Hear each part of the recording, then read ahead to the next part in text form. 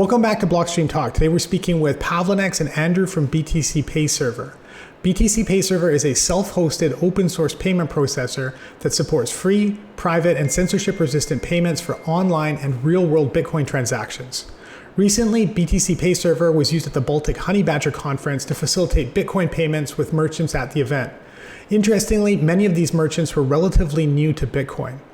In this conversation, we talked about how BTCPay Server offsets Bitcoin's volatility, a key consideration for retail payment applications, how they managed to get merchants comfortable with accepting Bitcoin, the feedback they received, and how projects like this put us a step closer to establishing a circular Bitcoin economy. If you find this podcast interesting, as always, don't forget to like, subscribe, and share.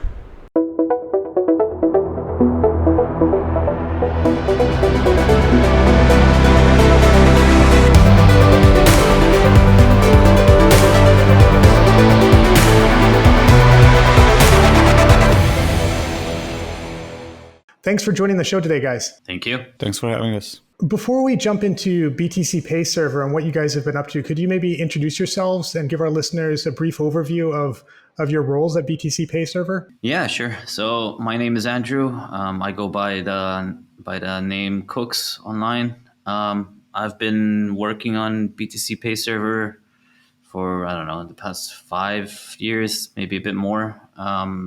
Mostly working on dev work inside BTCPay. Yeah, so my name is Pavlenex. I go by Pavlenex. I've been similar as Andrew. I've been involved with BTCPay for since the beginnings, I'd say. So that makes it 5 years, I think.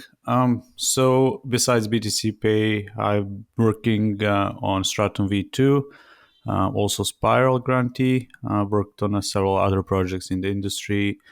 But I guess currently just BTCPay and Stratum. And my role is janitor or a PM, however you prefer. Great. So for anyone in our audience who might not be familiar, can you explain what BTCPay Server is and how it works? Yeah, sure. So BTCPay Server is a free open source payment processor for Bitcoin that is self-hosted by you independently and allowing you to be self-sovereign and your business as well. There is no revenue model. There is no commercial plans or any of that. It's not a company. It's just a software project that you just run yourself. We develop everything out in the open. We don't have any backdoor meetings. We don't have any VC funding. We just work on this independently and towards a common goal of self-sovereign Bitcoin payments. Very cool. I saw a video recently of Baltic Honeybadger, and you guys were selected to process payments there. How did that come about? So we've been with Honeybadger since the beginning. So we are, in a way, friends with them. We've been supported by them for a few years now, and we organize our BTCPay Server annual gatherings, which we call BTCPay Day in Riga. So we have developed a really good relationship with them. And in one of the conversations, they said to us that in like earlier conferences, people were unable to pay in Bitcoin with merchants outside. And that was probably the biggest complaint that they had for the conference. So we were just thinking, okay, how can we help you guys? And then we started tinkering how to make this experience smoother. We identify a few requests that merchants had and some setbacks that were also previously stopping them from accepting Bitcoin payments. And we went from there and created a very tailored solution for the Baltic Honeybadger. Anything to add, Andrew? Yeah, I mean, to add, the only thing I would add is that we've been helping them for the past, 2 conferences with ticket sales for the conference itself as well. So we have been, kind of providing the infrastructure, at least at some level for them, just to be able to accept Bitcoin payments for ticket sales. This year, we just expanded it to, the actual merchants in the conference. Yeah, that's very cool. And how did you decide on the plugins like Prism and SideShift, and how did those work? And maybe also introduce briefly what Prism and SideShift do. Yeah, so the plugins in BTCPay is something that we came up with a few years back. It was during a time where we were basically trying to get a bit more lean in the code base. We were building features nonstop all the time, and the UI was getting a bit cluttered in BTCPay. Eventually, we realized that we just couldn't build everything that everyone asked for directly inside BTCPay. It was just getting too clunky. So we decided that we can create basically packages of code that can be installed by server administrators on depending on what they need, and that's what the plugins are. It's kind of like what exists for WordPress and all these other solutions online.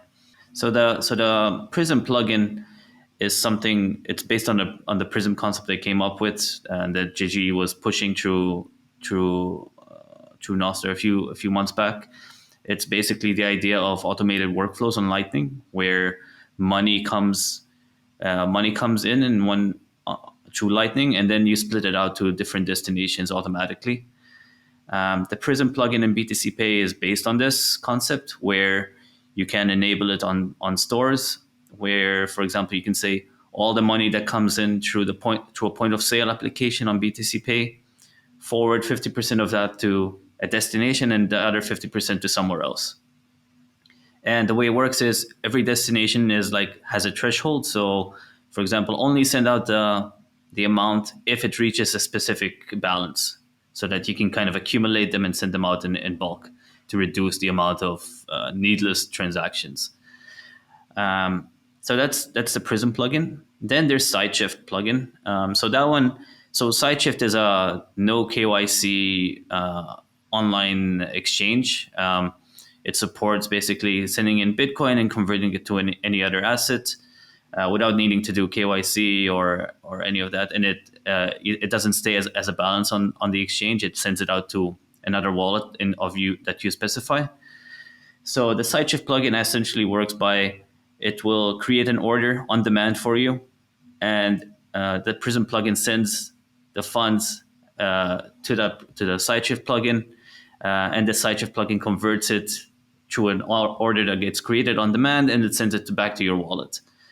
So in our case, it was sending every time the point of sale of a merchant received 100K sats, it will create an order on SideShift, send 100K sats to it, minus whatever fees on Lightning, which is basically non-existent.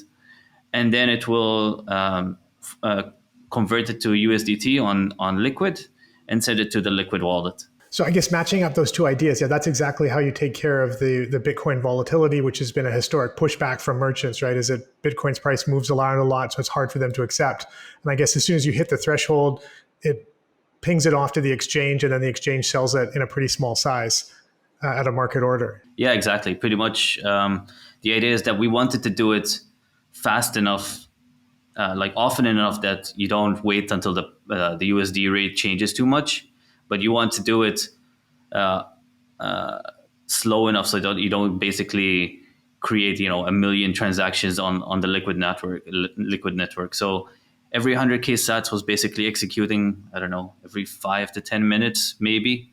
So every 5 to 10 minutes an order was created, 100K sats were forwarded, and the equivalent amount of USDT was sent to the wallet. Why was the threshold set at 100K sats? Is that a reason for that? Just an intuitive number, or? Intuitive number. We started off with 50K sats, but it was triggering quite often. And every 10, 15 minutes was acceptable, especially because I think SideShift was saying the fee on Liquid was so low that they sometimes didn't even ask you to cover it. So that was a good amount.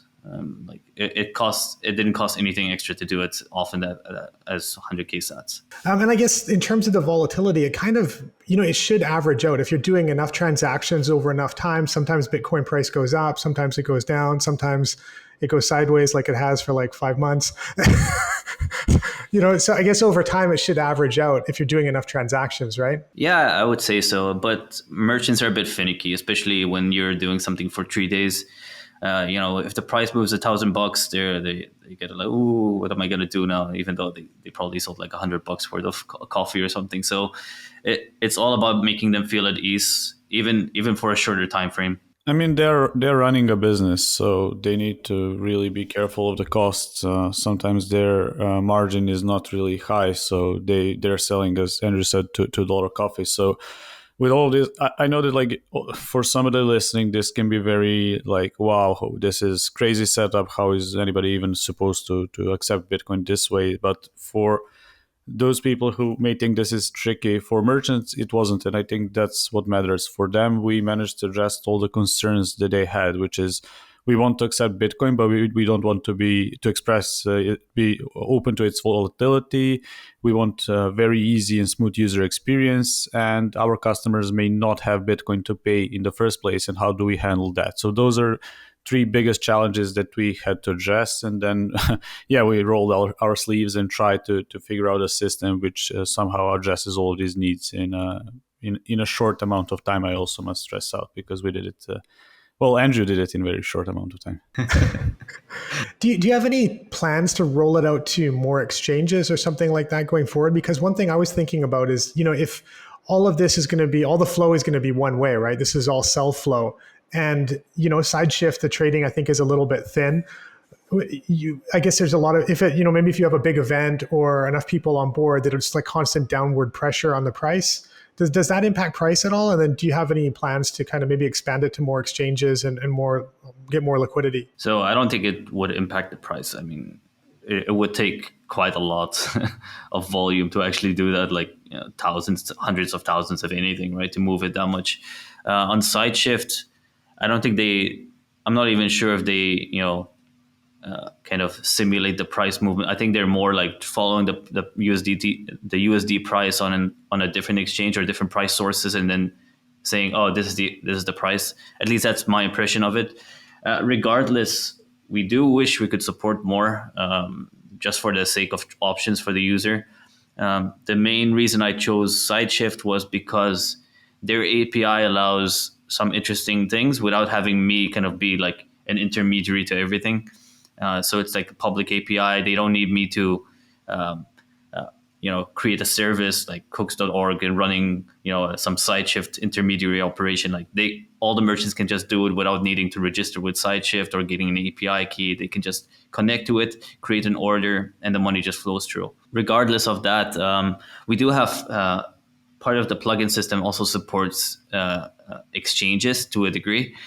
So, for example, we want to make it so that you can hook in an exchange and create orders on those exchanges and send, and creating deposit addresses and payment requests on the exchange, so you can forward to that as well. So it's all part of our plan to enable these through plugins, not necessarily built as part of core, but just for the sake of having options to the end user. And like if somebody uses an exchange for converting to fiat, they should be able to use that instead of SideShift. And what was the merchant reaction to receiving the funding in Tether? I mean, there's probably still like a lot of traditional merchants that would find that a bit bizarre as well. Did you get any pushback on that? And what were their plans to converting it to their local currency, or did they just not have plans to do that? On their end, they had options. For us, Tether was just a way to hedge against volatility. And at the end of the conference, they had options to do whatever they want. So I would assume that most of them opted out to get fiat for sure. But we just don't have this data on because it was handled on the whole platform. So we don't really know how this was specifically handled. The case study mentions the importance of instant and feeless transactions and the subsequent choice of the Lightning Network. How does BTCPay Server facilitate seamless Lightning transactions, especially at larger scale for bigger events? And how do you prevent payment failures? That's an interesting one. So obviously, Lightning needs to exist in order for Bitcoin in retail to work, because on-chain, with its first fees and then the settlement of approximately 10 minutes, doesn't really scale. When you're a big business selling, a lot of items, you just can't afford to have people waiting around, and then you just cannot have people canceling transactions, especially these days when even wallets make double spending very easy for the end user just by adding an option to cancel a transaction.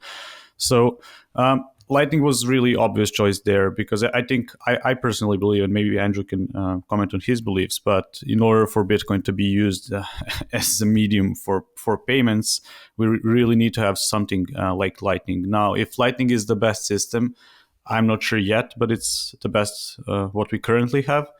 So for us, we were actually one of the first, if not the first, payment processor. Maybe somebody was there before us. I'm not really sure, to implement Lightning in the beginning.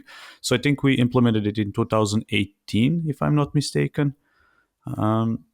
We support all of major implementations of the Lightning Network, so it's up to user to choose whichever they want to opt in for. Unfortunately, Lightning is very hard. Lightning sucks. It's hard.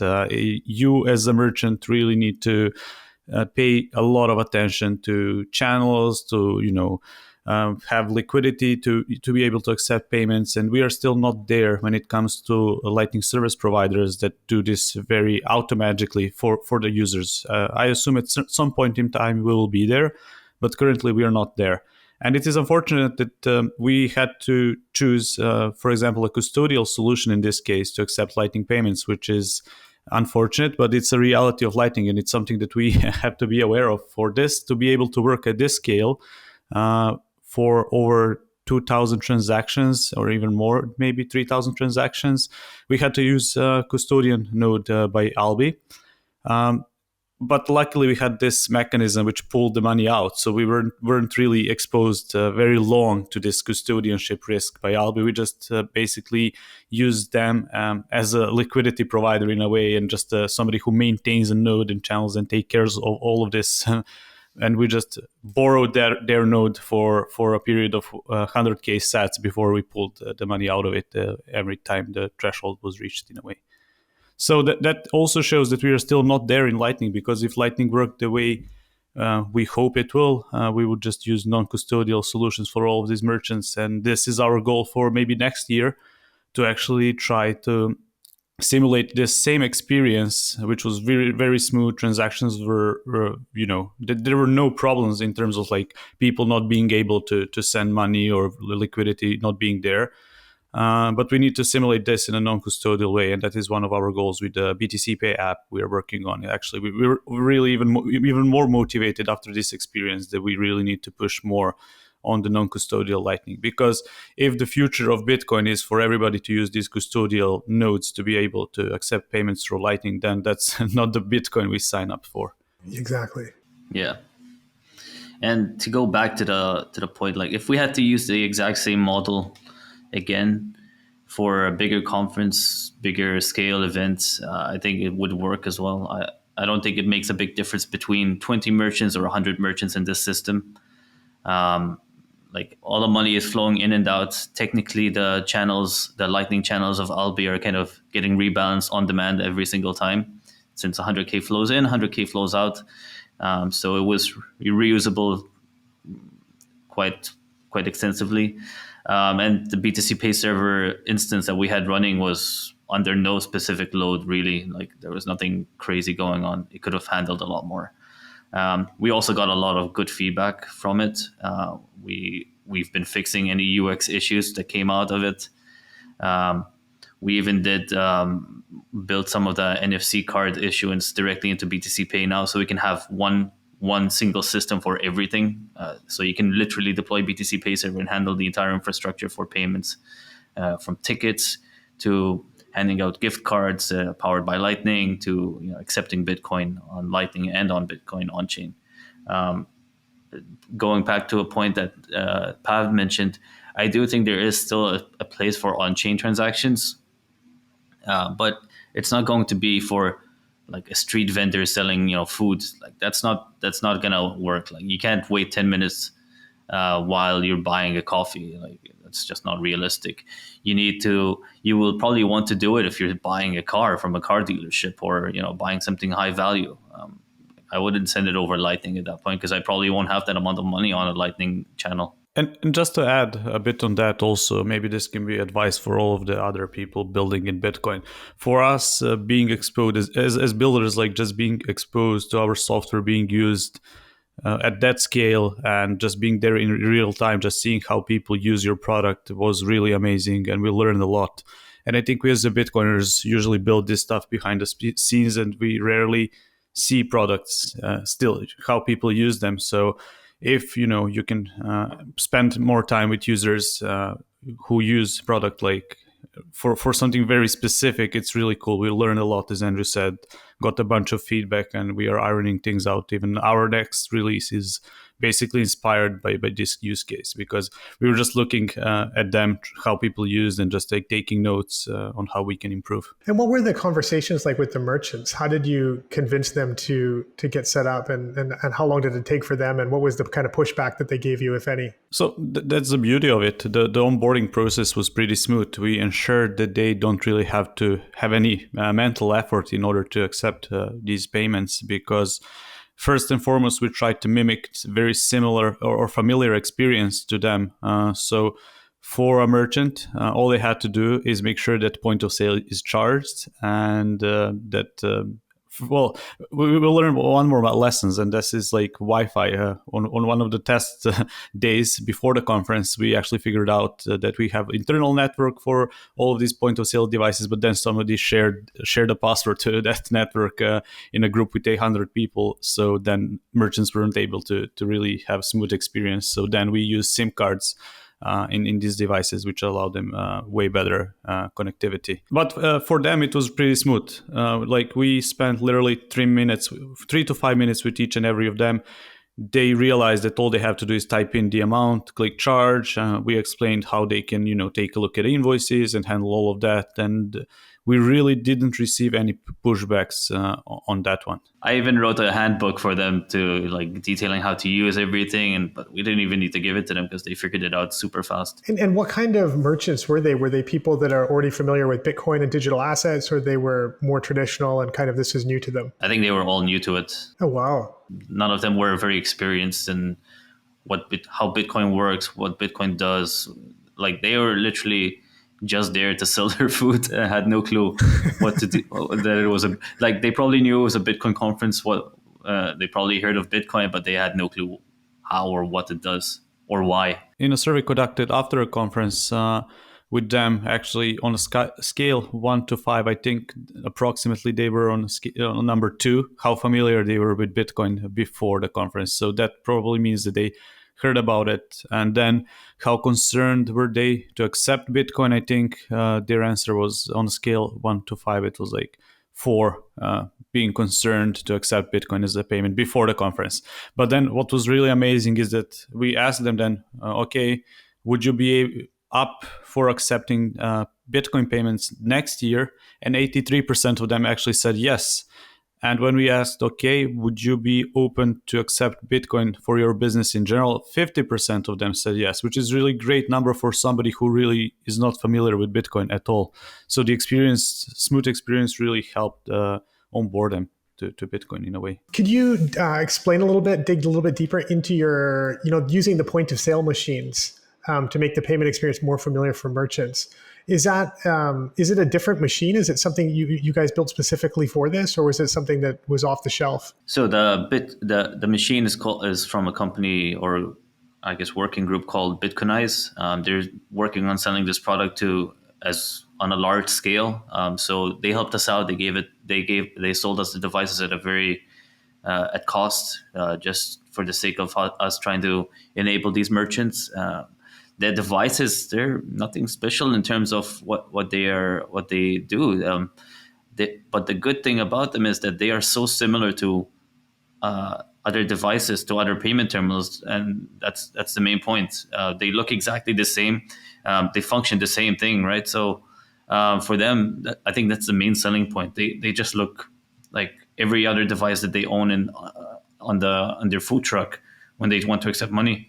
Yeah, I think if we want Bitcoin to be adopted, people need to use Bitcoin without even, being mentally focused that they're using Bitcoin, without even knowing. Like for them, they were just accepting payments, and that's what mattered. And what about the NFC voucher cards? How did those work? So that was a collaboration with the teams from My Pleb Tags and Ellen Bits. They ordered and issued the cards themselves. And basically, these cards they're called Bolt cards. What they do is you can top them up with Bitcoin, and as soon as you tap them on an NFC enabled checkout experience in Bitcoin, they will pull the money from the cards and over Lightning and pay for it. They're pretty cool. We've had that support in BTC Pay for a while now. It started out as a plugin actually in BTC Pay because we felt like, okay, this is super niche, nobody's going to use it. It's like it's like, okay, we mostly focus on online payments for the most part, right? So like this is a very physical aspect of payments. So we built it as a separate plugin, and we noticed that everybody was basically installing the plugin and trying to use it. So we're like, okay, maybe this is more popular than we thought, and we moved it directly inside the core of BTC Pay. So now every install comes with the feature enabled. It's really cool. We launched it. I think we launched the plugin at least last year alongside when the Coin Corner guys released their paid Bolt cards. I think it's really amazing, and we're working on creating a lot more experiences around it. For example, we have a plugin called Ellen Bank, which acts as a semi-account system inside BTCPay Server. So you can have sub-accounts there with individual Lightning balances. And each of these Ellen Bank accounts can have, you can issue a Bolt card directly on it now. So we're basically making it a standalone payment and card issuing service. Oh, very cool. And given, the feedback from the surveys and the merchant experience was pretty positive, what's the plan going forward? Are you working with more conferences and events going forward? Have you had any interest from any mainstream events? Is that something that you're looking to do? Maybe non-Bitcoin events? Yeah, we realize that Bitcoin in retail is something that we really want to work on and focus on more in depth. That was the first learning for sure. And just like the second one was, we definitely want this to succeed. We want more conferences to accept payments for sure, whether it's Bitcoin or not. Preferably, it would be great if we had non-Bitcoin conference accepting Bitcoin. That would be great. But any conference organizers willing to mimic this setup. That's the reason why even we wrote this case studies to motivate people to adopt this. And if anybody out there needs help on setting this up, feel free to reach out. We'll gladly onboard you. It's also helpful feedback for us. Feel free to reach out. You mentioned at the beginning that you also do a lot of work on other open source Bitcoin projects, including Stratum V2. Can you explain, maybe shifting gears slightly, can you explain to our listeners what Stratum V2 is and why that's necessary, and also how individuals and organizations can contribute to its development? Yeah, sure. So I work on Stratum V2 together with several other people. It's an open source project. So Stratum V2 is an upgrade to an existing mining protocol. Currently, all miners use something called Stratum V1 or just Stratum. It's a mining protocol that allows mining devices to communicate with each other, with mining pools, at, of course, the Bitcoin network. The reason why there is a need to upgrade the protocol, no matter how scary that sounds, is that the new protocol improves security, optimizes for better performance, and most importantly, decentralizes transaction selection in Bitcoin. Currently, mining pools are the one that we basically get to say which transactions go into next block. And with Stratum V2, we are shifting that responsibility back towards miners. So individual miners will be able to do transaction selection, so that no single entity can censor mining pool, for example, or just say, okay, these are the transactions from X individual that shouldn't be included. First and foremost, that definitely a lot of security improvements as well, because it is mind-blowing that in 2023 we are still using a protocol which is not encrypting communication between all of them. So I would just say that that alone is worth upgrading, and then definitely the decentralization aspect. Yeah, the decentralization aspect is a huge one, right? I mean, historically, given Bitcoin's history, the pools have had so much influence over, or tried to exert so much influence over Bitcoin and its direction, that it's great to push back a little bit. Yeah, so we are working on something called SRI, Stratum Reference Implementation. So just like maybe I'll give example for Lightning Network. In Lightning, we have several implementations: Core Lightning, LND, Eclair. In Stratum, there is like Stratum V2 is a protocol, but there are different implementations of it. One of them is Brains implementation, which has been in use for quite a few years by them only. However, for implementation to be widely adopted and used, it needs to be open sourced and it needs to be developed independently. So that's why we formed a working group of several different entities and organizations who are now involved into building an open source implementation of and also complete implementation of the Stratum V2 protocol. We will be shipping our, I think, next update within, next month, mid next month, I would say. And this update will be very big because it will allow miners to finally implement, mining pools actually to finally implement the software within their infrastructure if they want to. We've done a lot of optimization, a lot of restructuring, refactoring, so the code is finally ready. And when people say why Stratum V2 is not adopted, I would say it's on us. We didn't really develop a software yet, and now it's done. So now we will see if pools and miners, of course, adopt it going forward. So great, guys. I don't want to take up too much of your time. Is there anything we missed? Anything you guys want to highlight? Definitely want to let people know where they can go to find more information about BTCPay Server and some of the other projects you guys are working on. Yeah, you can go to BTCPayServer.org to find the entry points to find our discussions, documentation, installation guides, request new features, talk with us, give us feedback.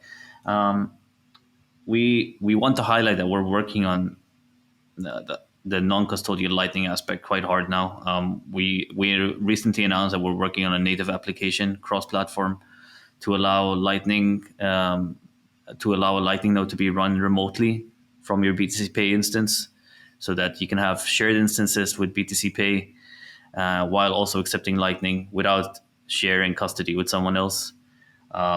It's something that we're focusing very heavily on. We're hoping to get something out by next year, at least an MVP.